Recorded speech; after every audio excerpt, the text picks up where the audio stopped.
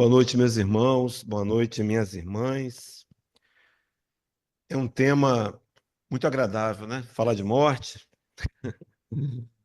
Na verdade, é um tema necessário. E a gente tem informações da literatura espírita que vão, por certo, nos auxiliar a compreender melhor a morte e, quem sabe, até afastar um pouco essa resistência que nós temos para falar desse assunto.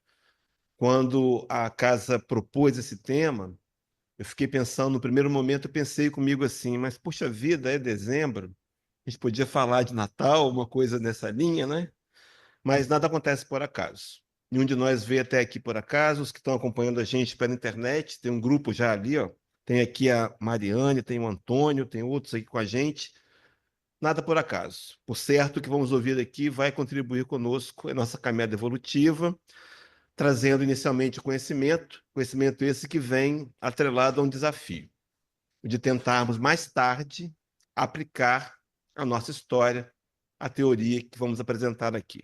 Então, que os amigos espirituais nos inspirem, que eles nos inspirem nos ouvidos também, para que a gente possa fazer contato com a divindade e receber deles os melhores eflúvios de luz que precisamos. Então, para começar a falar de morte, a gente pode afirmar que a morte é uma verdade absoluta, tão absoluta quanto Roberto Carlos na Rede Globo no final do ano, não é? Uma verdade absoluta. A morte é uma verdade incontestável.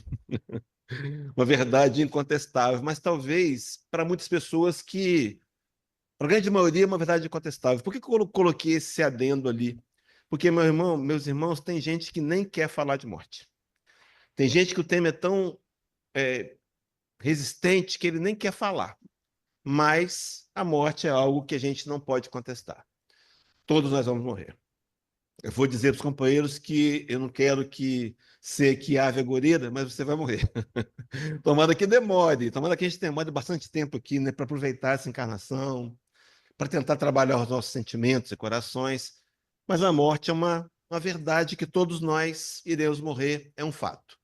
Só que essa morte que a gente tanto ouve falar, ela vem trazida por uma psicosfera, uma energia tão negativa, né? Se fizéssemos aqui um quadro imaginário, botássemos no centro dele a palavra morte, a gente ia linkar com medo, com temor, com tristeza. Mas será que morte é só isso?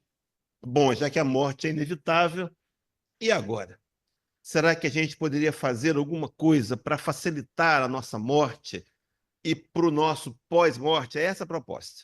Porque, na verdade, essa morte que nos aguarda, inevitavelmente nos aguarda, ela é cercada por uma mensagem profunda de dor e saudades. A gente vai trazer aqui alguns pequenos poemas, um pequeno poema, um ditado popular, vamos lembrar de algumas músicas, mas sempre a gente está sendo lembrado da morte como tristeza e como algo que deixa saudades. Qual é o registro que nós temos da morte em nós mesmos? Não são bons registros, não são bons. A gente vem de inúmeras reencarnações ao longo dos milênios e, na grande maioria das vezes, a morte foi atrelada a uma lembrança de dor. Meus irmãos, imaginemos uma época anterior à atual, onde não havia anestésicos, não se havia, se fazia uma cirurgia sem anestesia, havia inimigos cruéis que nos prendiam e nos cortavam as carnes, nos colocavam em calabouços para que os lagartos nos comessem vivos. Era assim que era. Então, a lembrança de morte, para cada um de nós, tem um registro negativo, embora a gente possa concluir que há uma outra forma de ver. Só que esse registro negativo, a gente assevera, a gente relembra dele no dia a dia. Quer ver, por exemplo, tem uma quadrinha popular que a gente já ouviu tantas vezes alguém falando, que diz que a morte é uma coisa estranha, que no mundo ninguém explica. Quem fica chora quem parte chora quem fica. É bonitinho, né? É uma trova bonitinha. Mas ela está trazendo a imagem da dor, do sofrimento, da saudade. Será que morte é só isso? Será que é só essa a visão que podemos ter? Será que o conhecimento mais profundo da morte trazido pelo Espiritismo não nos ajudaria a mudar esse contexto? Pode ser que sim. É claro que não vai ser de uma hora para outra, porque nós enraizamos mensagens profundas ao longo de milênios, imagina. Então, agora, uma hora de olhar para a morte com um olhar melhor, com um olhar de aceitação, até um olhar de alegria. Vou trabalhar isso mais adiante. Então, por exemplo, você vai procurar no cancionário popular e você tem uma música que a gente vai cantar no final do ano, muito comum cantar, né? Está chegando a hora, da Carmen Costa. Eu vou tentar cantar aqui, eu sei que eu não vou agradar muito, mas não fiquem chateados comigo, mas a música diz assim: está chegando a hora, o dia já vem raiando, meu bem, e tenho que ir embora. E lá na frente diz assim: quem parte leva a saudade de alguém que fica chorando de dor. Então, quando eu canto isso, veja, meus irmãos, é inconsciente. Eu estou fazendo um mantra, eu estou fazendo um refrão. E eu estou lembrando a mim mesmo da dor, da saudade, do choro da morte. Uma outra canção também muito conhecida, Na Candeia do Samba, do Ataúfo Alves. Canta assim: sei que vou morrer, não sei o dia. Levarei saudades da Maria. Sei que vou morrer, não sei a hora. Levarei saudades da Aurora. Então a gente tem essa ideia e outras canções. Aqui eu trouxe as mais leves. Porque se você pegar o mundo sertanejo universitário, a sofrência, aí, meu amigo, não é? Então a ideia de linkar a morte ao sofrimento. Mas, na verdade, será que se a morte tem o outro lado, a gente poderia fazer a pergunta que é pessoal: morte, o que nos aguarda? Meus irmãos, a resposta mais adequada, embora seja que pareça mais evasiva, é depende. A gente vai ver ao longo do trabalho a pesquisa apresentada, a visão espírita sobre morte, e a gente vai trabalhar essa visão em dois momentos. Então, inicialmente, eu quero dizer, depende da gente, mas depende de quê? Qual é a dependência? O primeiro texto é uma fala que está no Evangelho segundo o Espiritismo 16, item 9. O espírito comunicante, ele se chama Pascal, e ele vai trabalhar a verdadeira propriedade. Então, veja, meus irmãos, Pascal na tentativa, Pascal está desencarnado, Pascal é um espírito, Pascal não está impactado pela matéria, Pascal tem consciência plena e real de que ele é um espírito, que a vida é real, é a vida espiritual, e ele é um espírito evoluído, a ponto de estar na equipe do Espírito de Verdade. Então, qual é a tentativa? Ele vai nos mostrar o que de fato é importante. Então, o tema, a verdadeira propriedade. E ele começa dizendo assim: acompanhe na tela comigo. O homem só possui em plena propriedade aquilo que é dado levar deste mundo. Então, a gente não leva nada. Na verdade, você não leva nada. Né? Eu tenho um amigo que disse que é por isso que caixão não tem gaveta. Você não leva nada.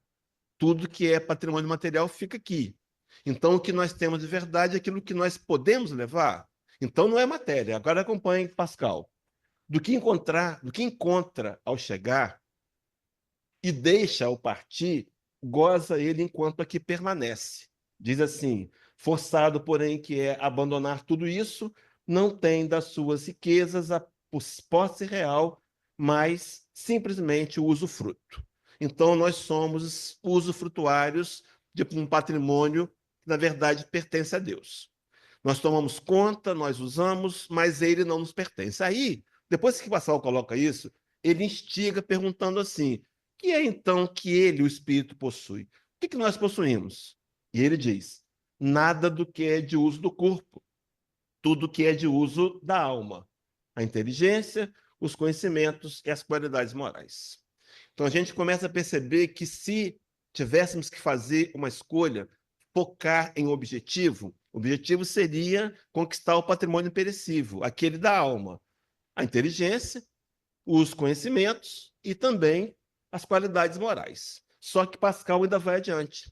Diz assim: isso que ele traz e leva consigo, o que ninguém lhe pode arrebatar, o que lhe será de muito mais utilidade no outro mundo do que neste. Por que Pascal está colocando isso? Porque a gente aqui, no mundo físico, a gente consegue dissimular. A gente faz parecer ser o que não é, você não admite seus defeitos, você camufla defeitos. Só que no mundo espiritual nós temos um DNA desnudo. O mundo espiritual, os invisíveis, nos veem como somos. Então, o patrimônio espiritual, o patrimônio moral vai ajudar a gente muito mais do outro lado do que aqui, mas já ajuda aqui. Por exemplo, se eu conquistar um pouco mais de paciência, se eu aprender a ouvir, se eu for uma pessoa que seja inclinada à compreensão, à tolerância, ao perdão, os meus relacionamentos serão melhores. Então, eu já vou usufruir de benefícios desse patrimônio perecível nessa vida perecível. Mas o grande benefício será do outro lado da vida. Só que ele completa dizendo assim: vejam, depende dele ser mais rico ao partir do que ao chegar, visto como do que tiver adquirido em bem resultará a sua posição futura. O detalhe de Pascal convidando a aquisição de bem e não de bens. É claro que os bens fazem parte, o patrimônio material faz parte, pode servir de prova da riqueza, prova da miséria.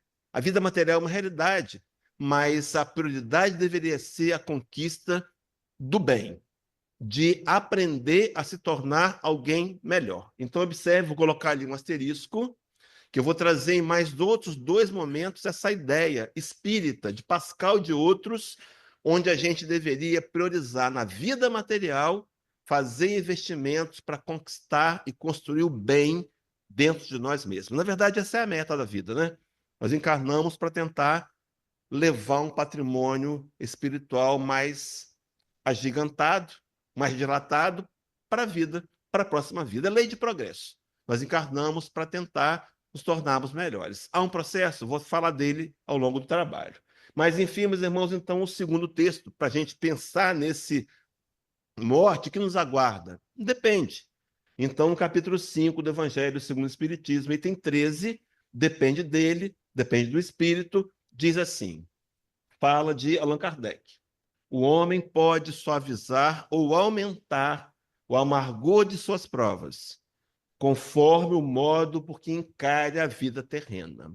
Então, veja, meus irmãos, nós podemos estar olhando a vida terrena com um olhar de fracasso, de derrota, ou um olhar de aprendizado. Porque tudo que acontece com a gente tem uma metodologia divina por detrás dos fatos para nos ensinar, nos tornarmos pessoas melhores. Para que eu possa adquirir inteligência, conhecimento, para que eu possa desenvolver virtudes. É essa a proposta. Então, eu posso encarar uma dificuldade que me surge como algo penoso. Ou eu posso olhar com o olhar de aprendiz da vida. Então, ele está dizendo que depende do modo que encare. Só que prossegue Kardec. Tanto mais sofre ele, o encarnado, o espírito encarnado, a alma, quanto mais longa se lhe afigura a duração do sofrimento. Ora, aquele que encara a vida material pelo prisma da vida espiritual apanha num golpe de vista a vida corpórea. Então ele tem aquela visão de que a vida passa rápido. Nós temos essa impressão, né? Nós estamos aí finalizando 2024, parece que foi ontem, né? Eu me lembro do que nós comemos na virada do ano, até porque foi marcante, porque caiu um pouquinho no chão de bacalhau, o cachorro lambeu, ficou o dia primeiro todo doente, coitado. E a gente lembra dos fatos. Mas passou um ano. A vida está passando muito rápida. Então Kardec bota assim, ele a vê como um ponto no infinito, quando ele olha a vida material com os olhos do espírito. Compreende a corteza e reconhece que esse penoso momento terá presto passado. Então, é essa sensação de que tudo passa e que passa rápido, nós deveríamos alimentar de alguma maneira. Quando Maria de Nazaré, no livro Boa Nova, capítulo 30, recebia lá na casa do João Evangelista os transeuntes, sofredores que vinham em busca de ouvi-la para receber consolo, diz Humberto de Campos que ela recebia aqueles homens maternalmente e sentava com eles, reunia-os, e a forma de consolar era contar histórias. Como é bom ouvir histórias, não é? E ela contava as histórias do Evangelho. Os fatos recentes da vida de Jesus, os fatos que foram divulgados, que ela acompanhou. E aí no final ela dizia assim: filho, filha, tudo passa. Só o que não pode passar é o desejo da construção do reino de Deus em nossos corações. Então a vida passa, as coisas passam. Nós podemos tirar proveito do que passa ou continuar lamentando, mas observem bem, completa então Allan Kardec dizendo: a certeza de um próximo futuro mais ditoso ou feliz o sustenta e anima. e, longe de se queixar, agradece ao céu as dores que o fazem avançar. Então, a visão espírita de que as dores são justas, que nós só passamos pelo aquilo que precisamos passar, é uma fala de Santo Agostinho, no capítulo 14, item 9, vou colocar na tela mais para frente, mas vou me antecipar, quando o benfeitor diz que Deus não dá prova superior às forças daquele que a pede, Deus só dá a prova que pode ser cumprida. Então eu posso olhar, é uma questão de escolha. Para a minha história, por mais que ela tenha momentos de dor, de dificuldades, eu posso enxergar como sendo uma ação de um Deus justo, que me deu provas e expiações, para que eu pudesse quitar os débitos do passado, que eu pudesse me tornar mais forte, e sempre provas que visam o aprimoramento moral do espírito para que ele adquira o patrimônio imperecível. Até que me segue, meus irmãos, o raciocínio? Fechamos o raciocínio? Então, observe que a resposta à pergunta está na tela. Morte, o que nos aguarda? A resposta é depende dele, depende das suas escolhas. Só que depende das escolhas que ele fizer no curso dessa vida. Meu irmão, minha irmã, essa é a sua melhor encarnação, sem medo de errar. Na lei de progresso, essa é a sua melhor encarnação. E até porque é a encarnação que está em trânsito. Então, nós podemos hoje olhar para o nosso passado recente, olhar as ações que cometemos, analisá-las, reanalisá-las e podemos tomar atitudes diferentes. Nós temos o direito de fazer mudanças. Tem uma fala de Jesus, eu costumo dizer que para mim é o discurso do Senhor mais importante que ele teria feito. E ele se resume num versículo. É Mateus 4,17, que diz assim: arrependei-vos, porque é chegado o reino dos céus. Arrependimento é voltar atrás, é se corrigir, é se realinhar com os propósitos divinos. Mas nós poderíamos, no nosso direito de espíritos rebeldes, perguntar: mas eu vou me realinhar por quê? Eu vou voltar atrás por quê? Porque é chegado o reino de Deus. O Espiritismo vem provar para a gente a realidade espiritual, vem a cada dia mais mostrando que nós estamos aqui de passagem. Nós não somos esse planeta. Nós estamos nesse planeta. Nós somos espíritos imortais em busca de progresso. E o próprio Jesus, quando fez uma oração lá em João 17, ele orava pelos discípulos que iriam ficar, que iriam dar seguimento ao projeto de implantação do reino de Deus na Terra. Ele inclui nessa oração aqueles que viriam. Então, de alguma maneira, orou pela gente. E ele diz assim, no versículos 15 e 16 do capítulo 17 de João: Pai, não peço que os tires do mundo, mas que os livres do mal, porque não são do mundo, como também eu do mundo não sou. Era o Senhor declarando que nós estamos de passagem por aqui e deveríamos aproveitar melhor para conquistar o patrimônio verdadeiro. Mas então as escolhas, está lá no capítulo As Questões 913, Livro dos Espíritos, Allan Kardec vai indagar nessa questão qual o mais grave de todos os defeitos. O mundo espiritual responde na linha do egoísmo, vai dizer que deveríamos combatê-lo. E aí, na resposta, tem um pedaço que diz assim: quem quiser, desde essa vida, ir aproximando-se da perfeição moral, deve expurgar o seu coração de todo sentimento de egoísmo, visto o seu egoísmo incompatível com a justiça, o amor. Então, veja, meus irmãos, a ideia, então, de que morte que nos aguarda depende de nossas escolhas nesta vida, desde essa vida. Então, nós temos nas mãos um patrimônio que nós podemos dar uma direção nova. Quando eu começo a olhar a minha própria história e perceber que essa história tem a intenção de trazer benefícios para o espírito mortal, mesmo que seja com dificuldades. Comentava numa palestra que fiz sexta-feira lá na FEJOG, quando eu era criança, o mertiolate ardia. Desculpa, eu lembro do mertiolate que ardia. E quando a gente caía, machucava o joelho, e quando a mãe vinha com aquela espátula, parecia um dardo, né? Parecia o tridente do demônio. Mas aí a gente corria, mas agarrava a gente e dizia assim: o que arde cura, o que aperta segura. Uma fala antiga, né? Ardia mesmo, mas curava. A vida é assim, meus irmãos. Esqueçam o mertiolate que não cura, que não arde. A vida é assim, vai arder. Mas nós podemos olhar com esse olhar, esse entendimento de necessário, sabendo que Deus dimensiona o meu problema de acordo com a minha possibilidade de suportabilidade. Mas seguindo o raciocínio, então, Chico Xavier tem uma frase, que na verdade nem é de Chico Xavier, é uma frase de um filósofo que Chico Xavier repetiu muitas vezes. Fiquei sabendo disso há pouco tempo, fazendo uma pesquisa. Aliás, foi até o Tiago Freitas, que fala de palestra aqui, que comentou comigo. Mas a frase do Chico Xavier diz, que ele repetia muito: embora ninguém possa voltar atrás e fazer um novo começo, qualquer um pode começar ou recomeçar agora e fazer um novo fim. Meus irmãos, não dá para voltar atrás. O tempo não volta. E se voltasse? A gente a gente tem um raciocínio covarde com a gente mesmo. Quando a gente fica pensando nos erros que cometemos lá atrás e ficamos fantasiosamente dizendo assim: se eu pudesse voltar, eu faria diferente. Então, eu quero te dizer que se você pudesse voltar, você não faria diferente. Você repetiria o que você fez. Porque era o seu conhecimento, era o seu grau de modalidade.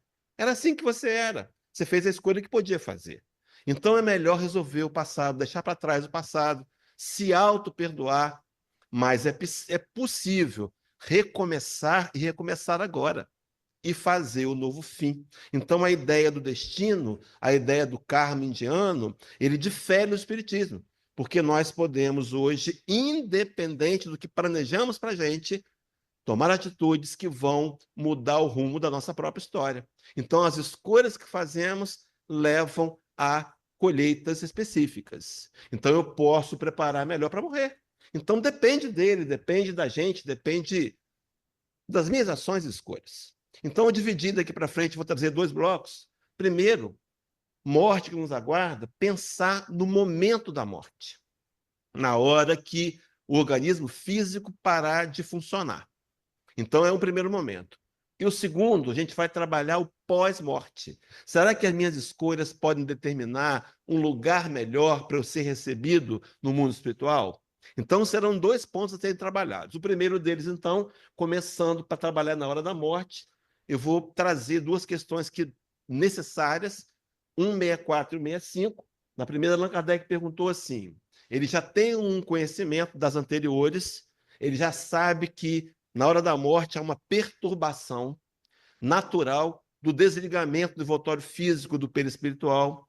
Há entidades espirituais treinadas para isso.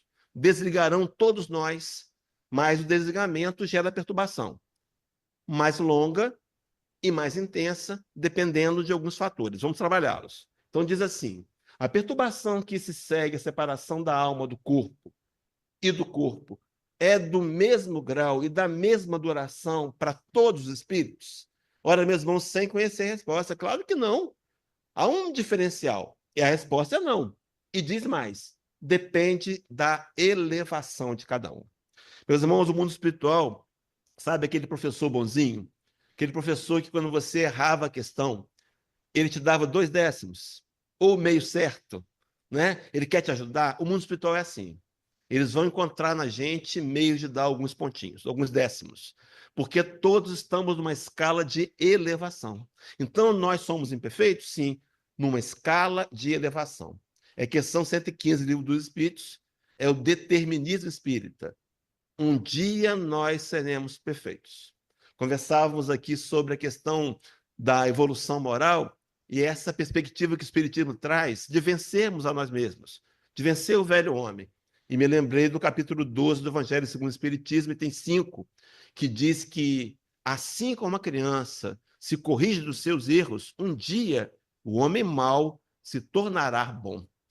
É uma fala muito esperançosa, porque o mal que está na gente, que a gente vem tentando lutar e às vezes não consegue uma vitória mais intensa, ele vai ser vencido, inevitavelmente. Mas a ideia está em que nós estamos numa escala de evolução, de elevação. Só que, dito isso, o mundo espiritual completa Kardec dizendo que aquele que já está purificado, veja, meus irmãos, com relação à perturbação, se reconhece quase imediatamente, pois que se libertou da matéria antes que cessasse a vida do corpo. Então, aquele que priorizou os investimentos para conquistar o patrimônio espiritual, a inteligência, o conhecimento e virtudes morais, na hora da morte, ele tem um desligamento, ele tem um passamento menos doloroso, com uma perturbação que pode ser menos intensa e menos duradoura. Só que segue depois da vírgula, que inclui dizendo que enquanto que o homem carnal, aquele cuja consciência ainda não está pura, guarda por muito mais tempo a impressão da matéria. Então, vejo que o fato da gente tentar se melhorar já vai contribuir intensamente para o desligamento do corpo, do espírito, da matéria, da alma, do corpo e do espírito. Então, a ideia de pensar, será que então não seria interessante se eu quisesse me preparar melhor para esse momento que todos nós vamos passar, porque vamos morrer um dia, tomara que demore, mas vamos morrer. Se tem a proposta de se preparar, por que eu não me prepararia? Talvez no nível de teimosia, de não querer pensar nisso, como muitos fazem. Mas, enfim, na sequência, Allan Kardec inclui a questão 65, que é uma questão complementar. Kardec trabalha ideias aprofundando, é assim que ele fez o Livro dos Espíritos. O conhecimento do Espiritismo exerce alguma influência sobre a duração mais ou menos longa da perturbação?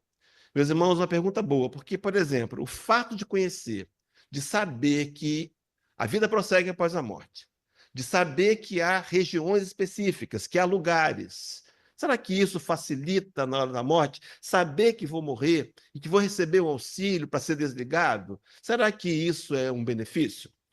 Dia desses eu fui fazer uma palestra no interior de Minas Gerais, num lugar perto de Caratinga, chamado Bom Jesus do Galho. Alguém conhece Bom Jesus do Galho? Cidade pequenininha, típica de Minas Gerais, interior mineiro. E antes de ir, eu entrei no Google Maps e consegui fazer um apanhado, vi a cidade, vi inclusive a Casa Espírita, vi a fachada do Grupo Espírita Bezerra de Menezes. Esse conhecimento, de alguma maneira, me ajudou, me facilitou chegar. Então, Allan Kardec está perguntando: o conhecimento vai ajudar? Agora a resposta, meus irmãos: influência muito grande. Por isso que o espírito já antecipadamente compreende a sua situação. Então, você desencarnou, você não sabe ainda, você está meio na dúvida, mas está falando com as pessoas, ninguém te responde. Ou então você está num lugar meio escuro, ouvindo os uivos estranhos, você pode pensar: estou no umbral, vim para cá porque eu mereço passar um período aqui de reflexões. Não é castigo, não, é consequência. Ou não, você pode estar numa colônia, né? Você pode estar cercado por espíritos benfazejos que vão te auxiliar ali na sua recuperação. Mas, enfim, então o conhecimento ajuda. Agora veja, meus irmãos, o mundo espiritual equilibrado, né? Completa dizendo: mas a prática do bem e a consciência pura são o que maior influência exerce.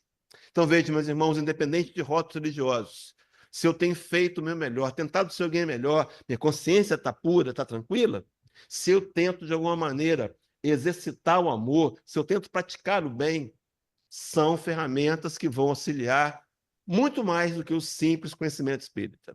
O fato de conhecer vai ajudar, mas a prática do bem e a consciência pura ajudam muito mais. Seguindo na ideia, então, resgatando lá o asterisco lá de trás, da conquista do patrimônio do bem, de nos tornarmos pessoas melhores. Mas, enfim, nessa questão 65, Allan Kardec faz um comentário.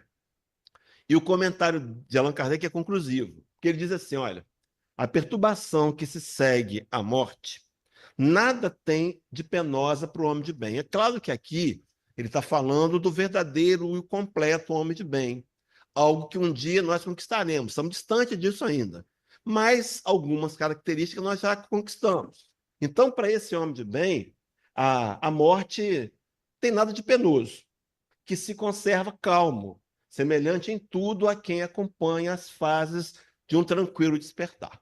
Então é como se ele acordasse para o mundo espiritual. Ele morreu, desencarnou, e ele tem uma passagem mais suave, porque ele tem consciência tranquila, praticou o bem. Para aquele cuja consciência ainda não está pura, a perturbação é cheia de ansiedade e de angústias, que aumentam a proporção que ele, da sua situação, se compenetra. Os companheiros que trabalham na reunião mediúnica podem dar testemunho disso, né? Muitos vêm do mundo espiritual reclamando como os herdeiros têm usado o patrimônio que ele adquiriu, que ele acumulou. Então estão perturbados, estão ansiosos, porque ainda estão muito presos às questões da matéria. Então, quanto mais afastados das questões da matéria, quanto mais ele foca no espírito mortal, na conquista do espírito mortal, mais fácil o momento de morrer. Morre-se melhor, se é que pode dizer assim. Mas fato é que, meus irmãos, a morte é que nos aguarda. Depois da morte, no livro do Leon Denis, um capítulo que ele trabalha a hora final, capítulo 30. Muito bom esse livro do Leon Denis. Ele diz assim: o que se passa no momento da morte e como se desprende o espírito da sua prisão material? Ele pergunta: que impressões, que sensações o esperam nessa ocasião temerosa? Veja, meus irmãos, a ideia, então, o próprio Leon Denis encarnado, ele tem um contexto europeu parisiense de temor da morte, como todos nós temos. Ninguém gosta de falar em morte, ninguém gosta de morte. Morte é um assunto que não é um dos melhores, mas é necessário, como eu comecei falando na palestra. Até porque a gente vai olhar os cemitérios, hoje não, vem melhorando. Mas antigamente os cemitérios que tinham as catatumbas, né, eles eram bem temerosos, provocavam muito terror. Mas, enfim, faz a pergunta e ele responde: é isso que interessa a todos conhecer, porque todos cumprem essa jornada. Todos morreremos. A vida foge-nos a todo instante. Nenhum de nós escapará à morte. Dia desse, o Haroldo Dutra Dias começou um seminário. Quem conhece o Haroldo sabe que ele tem um poder que poucos têm. O Eliomar Borgo tinha, de prender a atenção em silêncio. Né? Haroldo entra numa tribuna, mexe no óculos, olha para o lado, tudo está ali quietinho, não falou nada ainda. E ele começou e disse assim: gente, eu estou morrendo. Aí deu para ouvir, o microfone captou. Oh, meu Deus, sabe? E ele disse: meus irmãos, todos nós estamos morrendo. Todo dia você está morrendo. Nós nascemos para morrer. Essa é uma verdade, ninguém escapará. Só que Leon Denis aprofunda e diz: dolorosa, cheia de angústias para uns, a morte não é para outros senão um sono agradável, seguido de despertar silencioso. Veja, então, e prossegue. O desprendimento é fácil para aquele que previamente se desligou das coisas desse mundo, para aqueles que aspira aos bens espirituais e que cumpriu os seus deveres. Então, ele está determinando que a passagem, o passamento, o momento da morte é mais suave para aquele que se preparou para a morte. Só que ele traz o contraponto. No contrário, ao contrário, luta, agonia prolongada no espírito preso à terra, que só conheceu os gozos materiais e deixou de preparar-se para essa viagem. Viagem, diga-se passagem, inevitável. E conclui: o conhecimento do futuro espiritual, o estudo das leis que presidem a desencarnação, são de grande importância como preparativos à morte. Então, saber que vão morrer e que depois da morte a vida prossegue, a vida verdadeira prossegue, esse nível de consciência já nos desperta agora a pensar, quem sabe, fazer alguma coisa. E ele completa: podem suavizar os nossos últimos momentos e proporcionar-nos fácil desprendimento, permitindo mais depressa nos reconhecermos no mundo novo que se nos desvenda. Então, um espírito equilibrado que trabalhou as virtudes morais, o conhecimento, a inteligência, adquiriu um pouco mais desse patrimônio, que volta trazendo bem em si, ele vai perceber com mais facilidade que abandonou o corpo físico e reassumir a natureza da sua verdadeira vida, que é a vida espiritual. Dito isso, a gente trouxe dois exemplos no livro O Problema do Ser e o Destino da Dor, A Vida no Além, capítulo 11. Leon Denis traz o exemplo de um espírita chamado Charles Fritz, e ele diz no detalhe do livro que é um espírito de um espírita militante, homem de coração e convicção esclarecida, homem reto, generoso, que conta no livro a narrativa como foi suave o seu retorno ao mundo espiritual. Mas também conta uma segunda história de um almirante chamado Belfort, e esse Belfort ele teve um quase morte, ele se afogou, só que ele foi resgatado, ele ficou mais ou menos 2 minutos submerso, mas ele foi resgatado. Aí nesse, ele dá o testemunho de que toda a sua história passou na sua mente com uma extrema clareza e rica em detalhes no espaço de 2 minutos. Ele teve uma espécie de EQM, e isso é muito trabalhado hoje pela ciência, experiência quase morte, né? Muitos que passam por essa experiência, o corpo, a vida, os órgãos param, mas os médicos conseguem ressuscitá-lo, E muitos comentam que viram um túnel, uma luz. E depois desse episódio, esse do EQM também, de como acontece muito, a pessoa volta com uma impressão de ter certeza que a vida prossegue após a morte e muda até de atitudes e ações. Mas, enfim, para a gente ir para o bloco 2, quanto mais apegado à matéria, maiores as dificuldades do retorno à verdadeira pátria. E também mais dolorosas regiões espirituais a serem habitadas. Então, quanto mais presa a matéria, então há regiões espirituais, sim. Vamos trabalhar para onde a gente vai depois da morte? Porque o fato de tentar trabalhar virtudes morais vai me ajudar a morrer melhor. Mas para onde eu vou depois da morte? Vamos ficar vagando por muito tempo. Até podemos ficar numa região chamada terrestre. Vou trabalhá-las aqui rapidamente. Deixa eu colocar aqui 2 asteriscos para resgatar depois, dando exemplo de regiões melhores e piores. Me segue até aqui, meus irmãos? Todos me seguem? Então vamos lá. Está aqui a Terra. Vou falar brevemente das regiões espirituais que estão ocupando o mesmo espaço da região física. Então a gente tem, trazido pelo Espiritismo, 2 regiões que ficam abaixo do solo. Elas se chamam Abismo e Trevas, a referência doutrinária, livro Nosso Lar, capítulo 44, e No Mundo Maior, capítulo 17. Regiões de sofrimento. Aqui na linha vermelha, a chamada esfera terrestre, que entre nós, aqui é uma região espiritual também. Há espíritos que vieram para cá para cumprir missões, nossos anjos de guarda, por exemplo, ou aqueles que morreram, não perceberam que morreram ainda, estão ainda vagando por aqui, serão atendidos e encaminhados. Mas aqui também é uma região espiritual. Acima da região da esfera terrestre, a gente encontra o chamado umbral denso.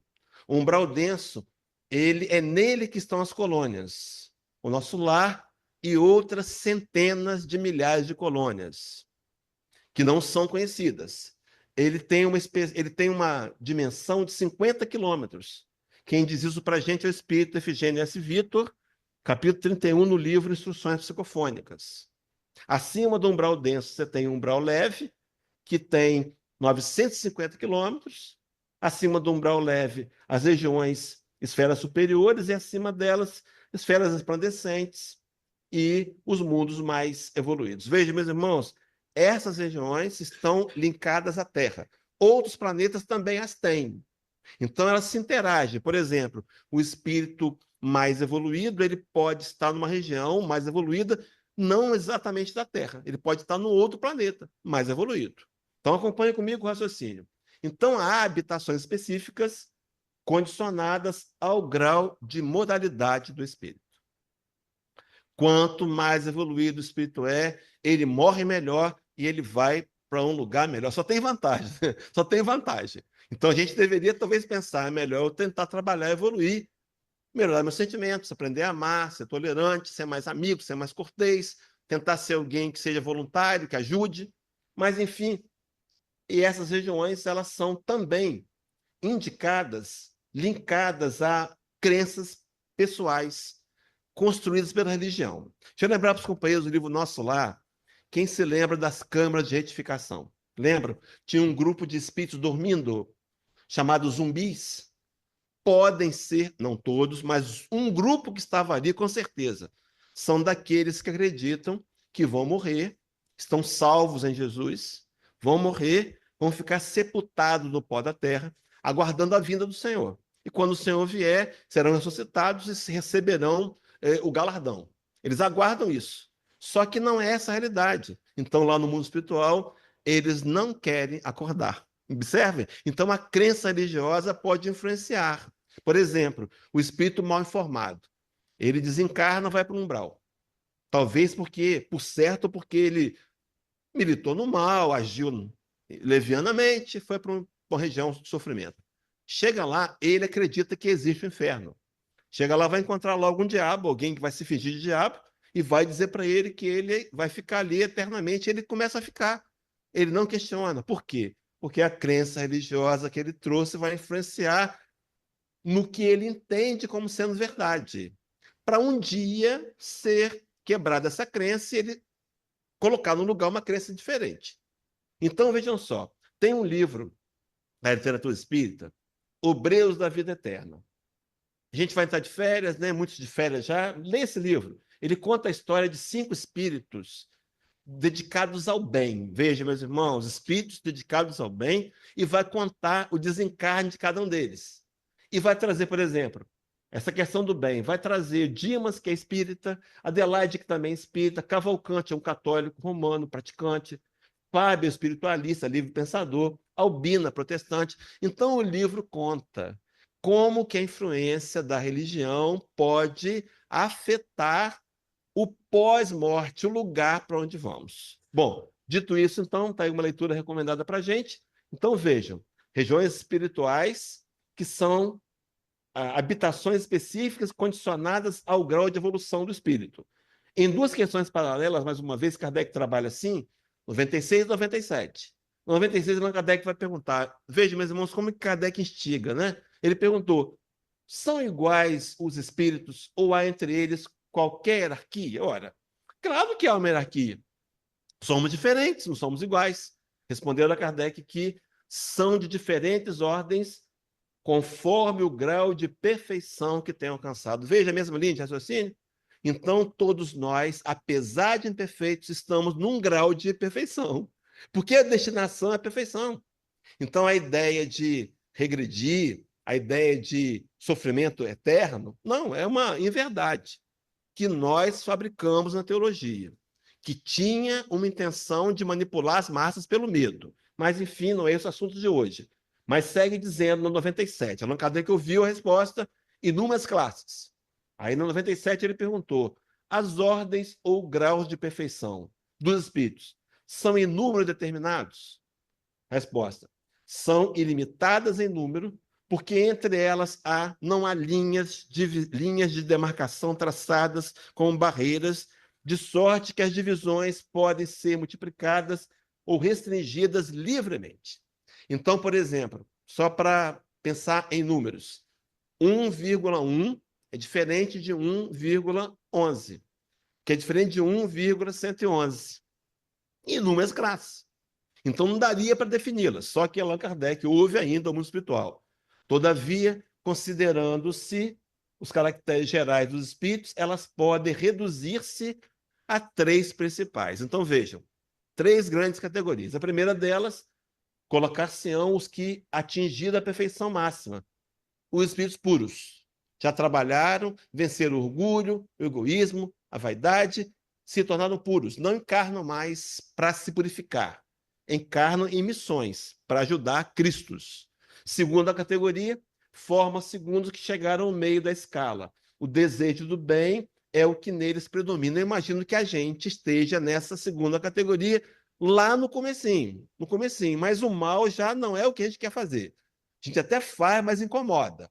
Ver o mal nos incomoda. E a terceira categoria pertencerão a terceiros que ainda se acham na parte inferior da escala. Os espíritos imperfeitos. A ignorância, o desejo do mal e todas as paixões más que lhes retardam o progresso.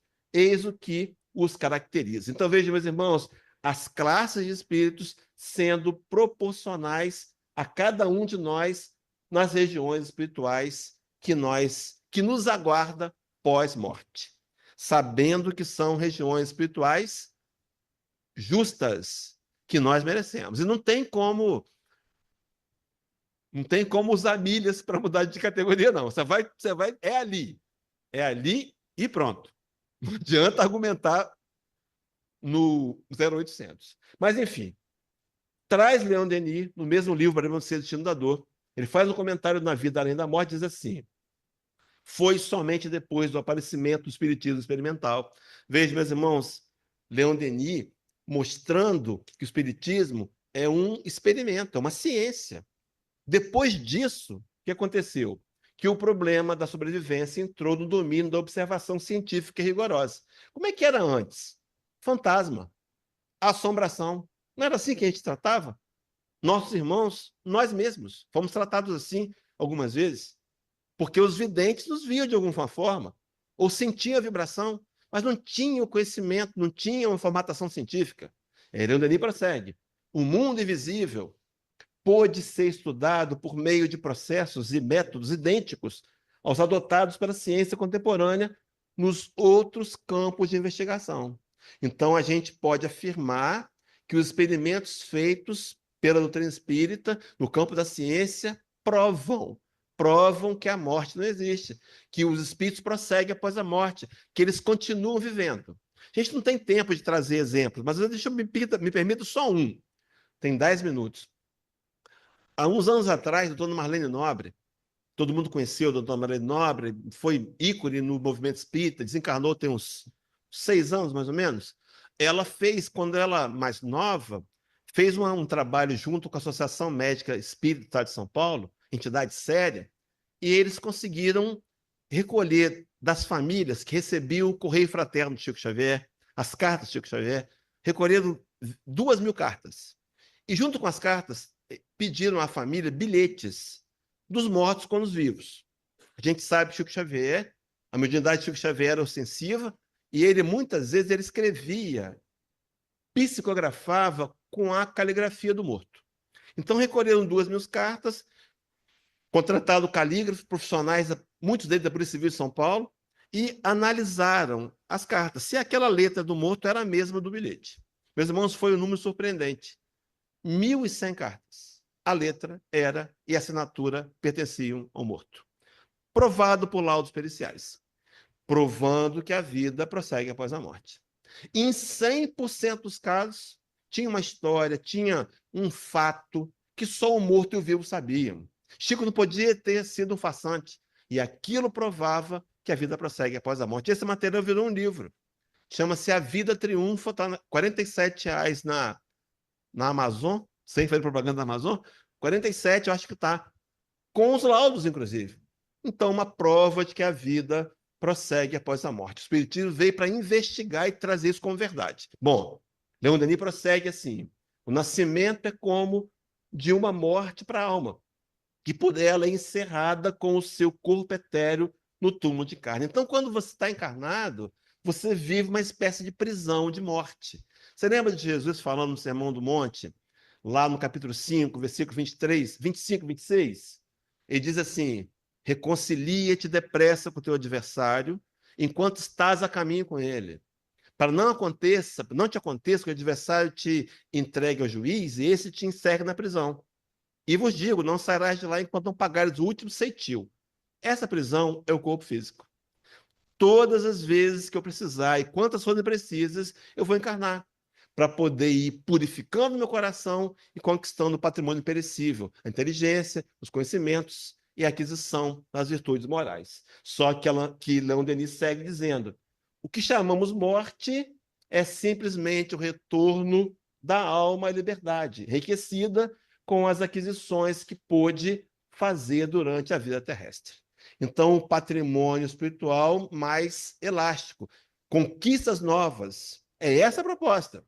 E completa assim Leon Denis: a situação do espírito depois da morte é a consequência direta de suas inclinações, seja para a matéria, seja para os bens da inteligência e do sentimento. Me lembrei de Emmanuel, no livro Consolador, né, que ele fala das asas que vão nos ajudar a alçar os voos da evolução, a inteligência e o sentimento.